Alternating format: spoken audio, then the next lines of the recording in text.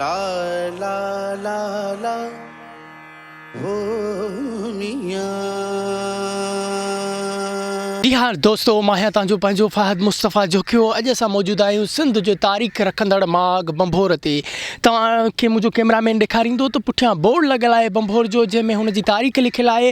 अॼु असां तव्हांखे विज़िट कराईंदासीं बंभोर टीवीअ जे ज़रिए बंभोर जो ही तारीख़ी माग। ला ला ला हो मियां दी भला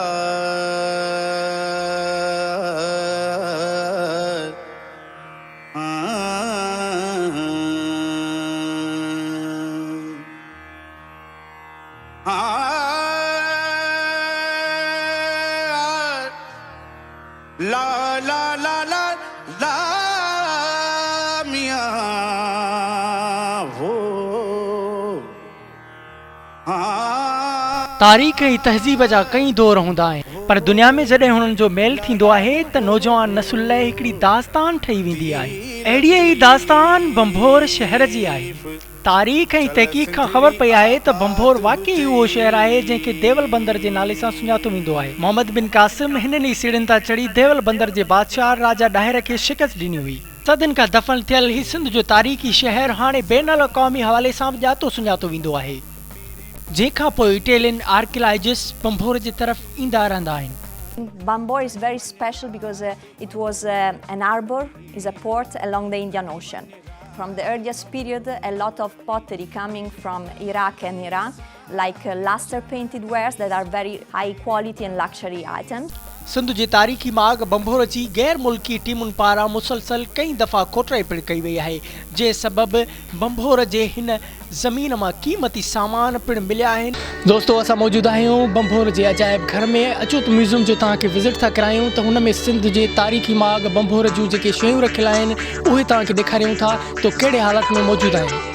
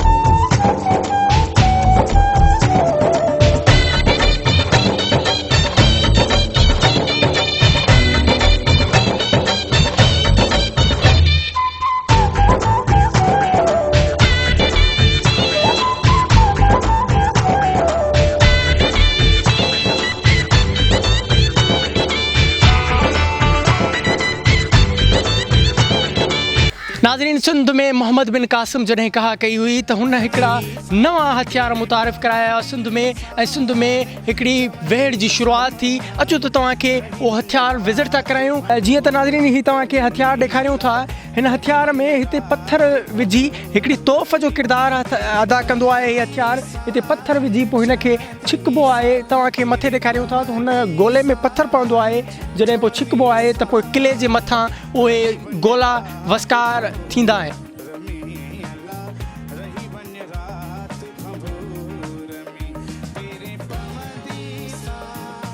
कम हली रहियो आहे रिपेयरिंग जो। अचो तो हुन मजदूर का पूछूं था तो ये छा पिया करन। जी भाई, क्या कर रहे हो यहाँ पे?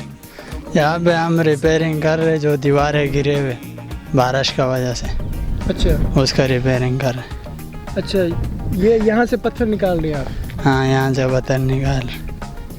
नाज़रीन तव्हां ॾिसी रहिया आहियो त हिते बम्फोर में रिपेयरिंग जो कमु बि जारी आहे ऐं तव्हां मुंहिंजे साइड में ॾिसो था त हीअ पथर कढी रिपेयरिंग करे रहिया आहिनि।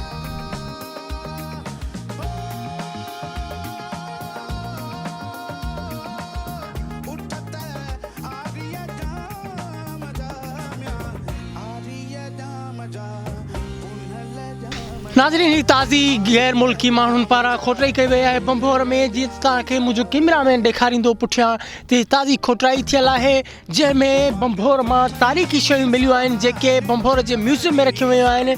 तव्हां हीअ मुंहिंजे पुठियां जेकी खोटराई ॾिसो था इहा ताज़ी खोटराई थियल आहे सिंध जी तारीख़ी माग बम्फोर जी, जंहिंमां तमामु घणियूं क़ीमती शयूं मिलियूं आहिनि, क़ीमती पथर मिलिया आहिनि, क़ीमती थांव मिलिया आहिनि। उहे बम्फोर म्यूज़ियम में रखिया विया आहिनि। तव्हांखे जीअं असां म्यूज़ियम जो बि विज़िट करायो, तव्हांखे ही खोटराई बि विज़िट करायूं पिया त हीअ तारीख़ी माग सिंध जे बम्फोर में खोटराई कई वई आहे जंहिंमां क़ीमती शयूं असांखे मिलियूं आहिनि।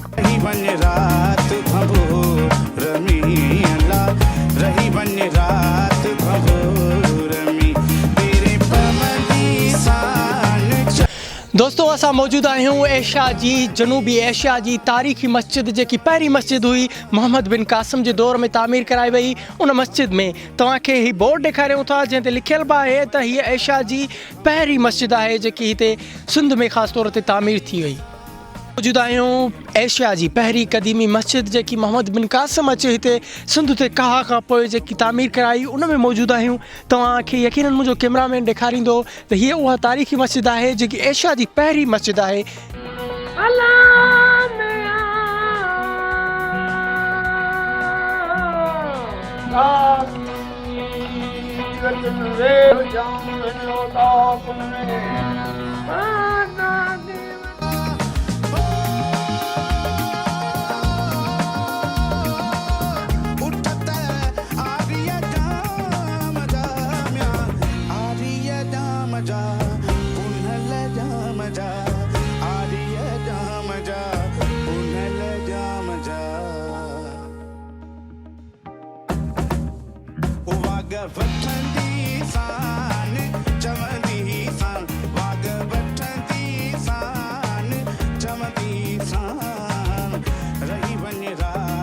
पहिरें पवंदी सान चवंदी सान रही वञ राति बम्फोर में। अॼु असां मौजूदु आहियूं सिंध जे तारीख़ी माग बम्फोर में। बम्फोर हिकु त ऊंधो थियल शहरु आहे, उन खां अलावा बम्फोर जी जेकी मशहूरी आहे जेको दुनिया में सुञातो वञे थो उहो इन हवाले सां बि सुञातो वञे थो, ससी पुनू जे हवाले सां सुञातो वञे थो। तव्हांखे असां विज़िट कराईंदासीं। हीउ प्रोग्राम अधूरो हूंदो अगरि जे तव्हांखे असां उहो दरिया न विज़िट करायूं। हीउ दरिया ॾेखारणु ॾाढो लाज़मी हुयो त हीउ उहो दरिया आहे जंहिंमें ससुई लुड़ी आई हुई ऐं हितां हुनखे ससूअ खे दरिया मां कढियो वियो हुयो। उन खां पोइ ससूअ जे इश्क जी शुरूआति थी ऐं जॾहिं केच मकरान खां पुनू हिते आयो ऐं ससूअ ते नज़र पयसि त हू हिकदमि ई ससूअ ते आशिक़ थी।